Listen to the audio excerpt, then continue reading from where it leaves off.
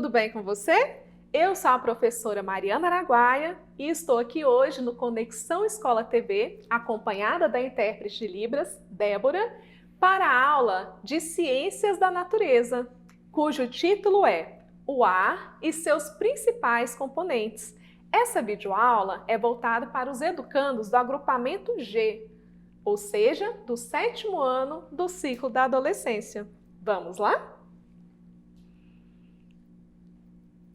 Os tópicos da aula são os seguintes: atividade física e exercício físico, respiração, o ar e a atmosfera, os principais gases da atmosfera, efeito estufa, aquecimento global, camada de ozônio e, finalmente, como fazer a nossa parte. O ato de movimentar é muito importante para a nossa vida. Primeiro, porque ele evita o comportamento sedentário. Segundo, porque vai permitir a redução ou o agravamento de problemas de saúde, como a hipertensão arterial, como diabetes e doenças cardiovasculares. O movimentar-se também ajuda aquela pessoa, ajuda o indivíduo na melhora da sua imunidade, prevenindo a possibilidade de ocorrência de doenças. Você gostava de participar das aulas práticas de educação física antes da pandemia? Você tem se movimentado nesses últimos meses? Tem praticado atividades físicas e exercícios físicos? Aliás, qual é a diferença entre atividade física e exercício físico?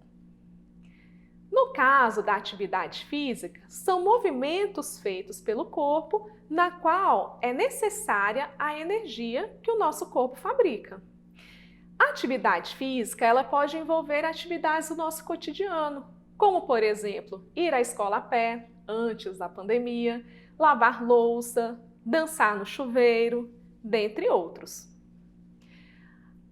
O exercício físico, por sua vez, além de ser também um movimento feito pelo corpo e que requer energia, ele tem uma característica muito própria, que é o fato de ser algo planejado, algo estruturado, geralmente com regras próprias, com tempo para ser executado, como, por exemplo, um jogo de futebol, realizar abdominais, as lutas, a realização de polichinelos, dentre outros.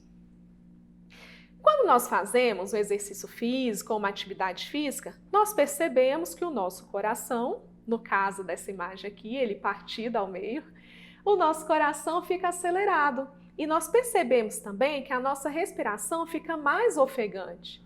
Isso porque o nosso corpo requer mais energia. Mas como que isso funciona, Mariana? Lá nas nossas células, nós temos uns nutrientes chamados de glicose, que vem lá da nossa alimentação. Essa glicose precisa do gás oxigênio para que juntos seja fabricada energia. Esse gás oxigênio vem da respiração e ele precisa ser transportado para as células através do nosso sistema cardiovascular. Então, por isso o coração bate mais rápido, por isso que nós passamos a respirar mais profundamente, para que haja, então, a fabricação dessa energia. Falando sobre o ar é uma mistura de gases. A atmosfera é o nome dado à camada do nosso planeta, que é composta por gases. Os principais gases da atmosfera são o gás nitrogênio, além do gás oxigênio, que acabamos de falar sobre ele. Há também outros, como o gás carbônico e os gases nobres. A atmosfera, ela também é formada por água no estado gasoso, por partículas de poeira, em alguns casos até por alguns micro-organismos, dentre outros componentes. O gás mais abundante, que é o gás nitrogênio, ele é encontrado na decomposição da matéria orgânica. A urina e as fezes de animais também contêm nitrogênio, assim como fertilizantes agrícolas, assim como o processo de queima de combustíveis fósseis e as erupções vulcânicas. O nitrogênio ele é muito importante na formação das nossas células. Ele é adquirido através da absorção do nitrogênio que as plantas fazem e vai sendo passado a indivíduo por indivíduo através das relações de alimentação, da cadeia alimentar, que você estudou alguns anos anteriores. O gás oxigênio, como nós já falamos, faz parte da respiração dos seres vivos, do processo de fabricação de energia e também das combustões, ou seja, das queimas. Então, quando eu pego uma caixa de fósforo e um palito de fósforo, esse fósforo só vai se acender na presença do gás oxigênio. O gás carbônico é um outro componente importante da atmosfera. Ele é um resíduo da respiração celular. O que é isso? Quando a gente inspira o ar, esse ar inspirado vai capturar, o nosso corpo, perdão, vai capturar o gás oxigênio inspirado e depois vai exalar, vai soltar para fora o gás carbônico. Ele é um resíduo da respiração. O gás carbônico é presente também na decomposição da matéria orgânica, na queima de combustíveis e incêndios e é também extremamente importante para um processo biológico chamado fotossíntese. Olha só como se escreve. Na fotossíntese é utilizada a energia do sol, a água que é capturada pelas raízes das plantas ou das algas e também o gás carbônico, que é chamado de dióxido de carbono. A união desses três componentes permite com que seja fabricada a glicose, que nós falamos lá atrás, e também o gás oxigênio. Então, o processo da fotossíntese é extremamente importante para a vida na Terra e o gás carbônico é essencial para que esse processo aconteça. O gás carbônico também é um gás de efeito estufa. O que é esse tal de efeito estufa? É um efeito que permite que a temperatura do nosso planeta mantenha-se relativamente constante e ela não fique tão fria. Essa camada de gás, como que isso funciona, né? A radiação solar que aquece a Terra, ela tenderia a se dissipar. Entretanto, esses gases de efeito estufa absorvem esse calor, parte desse calor, fazendo então com que ele fique retido na Terra. O que acontece? Além do gás carbônico, nós temos também o vapor de água, temos também o gás metano, que é encontrado nos pântanos e nos gases dos animais ruminantes, que também são considerados como gases de efeito estufa. O efeito estufa é um fenômeno natural do nosso planeta. Entretanto, quando a produção desses gases acaba sendo maior do que o esperado, maior do que o nosso planeta comporta, acontece um fenômeno que nós chamamos de aquecimento global, que ele está diretamente ligado às atividades humanas. O que é isso, esse aquecimento global? É o aumento da temperatura média da Terra, é um aumento, né? É uma quantidade maior de temperatura que o nosso planeta passa a ter gradativamente. E passou a ser percebido a partir da Revolução Industrial, pelo uso excessivo dos combustíveis fósseis, que são muito poluentes, apresentam esses gases de efeito estufa.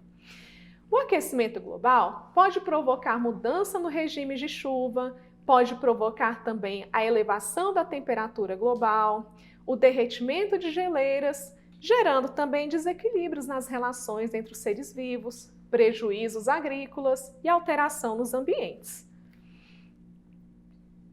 Já a camada de ozônio, ela é composta por um gás chamado gás ozônio, que é formado a partir do gás oxigênio, que em contato com os raios ultravioleta do Sol, acabam se transformando nesse novo gás.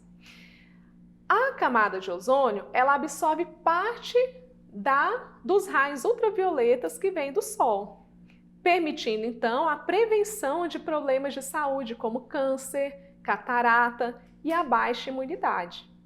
Alguns gases poluentes são capazes de gerar algumas falhas nessa camada de ozônio, como esses gases aqui, ó, dessas siglas que eu vou citar para você. CFC, HCFC, tá? Que são encontrados em aerosóis, em refrigeradores, em extintores, dentre outros. Então, sabendo disso tudo, o que é que nós podemos fazer? Primeiramente, respirar pelo nariz, porque o nariz ele consegue filtrar algumas dessas partículas que podem fazer mal ao nosso sistema respiratório.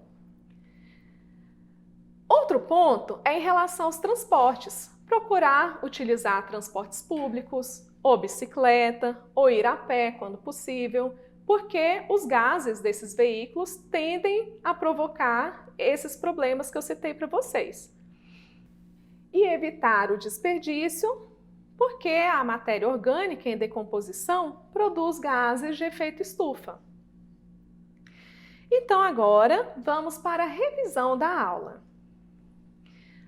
Falamos que o ar é uma mistura de gases e que a atmosfera é o nome da camada gasosa que envolve o planeta.